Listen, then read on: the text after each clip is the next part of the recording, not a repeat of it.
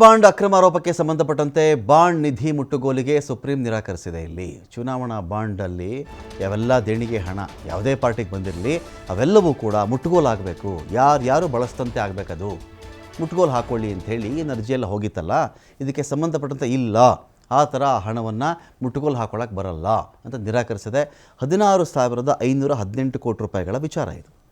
ಚುನಾವಣಾ ಬಾಂಡು ದೇಣಿಗೆ ಕೊಟ್ಟಿದ್ದರು, ಅಕ್ರಮ ಆಗಿತ್ತು, ಕಿಕ್ ಬ್ಯಾಕ್ ಆಗಿತ್ತು, ಎಲ್ಲ ವಿಷಯ ಇತ್ತಲ್ಲ. ಅವಾಗ ಕಿಕ್ ಬ್ಯಾಕ್ ಮಾಡಿದ್ದಾರೆ, ಇಲ್ಲಿ ಯಾರೆಲ್ಲ ಇಲ್ಲಿ ದೇಣಿಗೆಯನ್ನು ಕೊಟ್ಟಿದ್ದಾರೋ ಅವರಿಗೆ ಅಲ್ಲಿ ಕೆಲಸವನ್ನು ಮಾಡಿಕೊಟ್ಟಿದ್ದಾರೆ ಇವರು, ಲಂಚದ ಇನ್ನೊಂದು ರೂಪ, ಇಂಥ ದೊಡ್ಡ ಹಗರಣ ಇಡೀ ವಿಶ್ವದಲ್ಲೇ ನಡೆದಿಲ್ಲ, ಇದೆಲ್ಲ ಚರ್ಚೆ ಆಗಿತ್ತಲ್ಲ ಆಗ.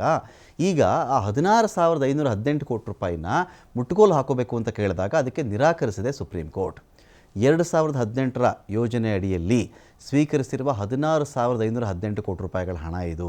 ತನ್ನ ಆದೇಶದಿಂದ ಹಿಂದೆ ಸರಿಯುವಂಥ ಪ್ರಶ್ನೆನೇ ಇಲ್ಲ ಅಂತ ಸುಪ್ರೀಂ ಕೋರ್ಟ್ ಹೇಳಿದೆ. ಆದೇಶ ಮರುಪರಿಶೀಲನೆ ಆಗಬೇಕು ಅಂತೇಳಿ ಅರ್ಜಿ ಸಲ್ಲಿಸಿದ್ದು ಖೇಮ್ ಸಿಂಗ್ ಭಾಟಿ ಅಂತ. 2024ರ ಆಗಸ್ಟ್ 2ರ ನಿರ್ಧಾರವನ್ನು ಮರುಪರಿಶೀಲಿಸಬೇಕು ಅಂತ ಅರ್ಜಿ ಹೋಗಿತ್ತು. ಆ ಅರ್ಜಿ ವಿಚಾರಣೆಯನ್ನು ಇದೀಗ ಸುಪ್ರೀಂ ಕೋರ್ಟ್ ಮಾಡಿ ಇದು ನಾನು ಮುಟ್ಟುಗೋಲು ಹಾಕಕ್ಕೆ ಬರಲ್ಲ ಅಂತ ಹೇಳಿದೆ.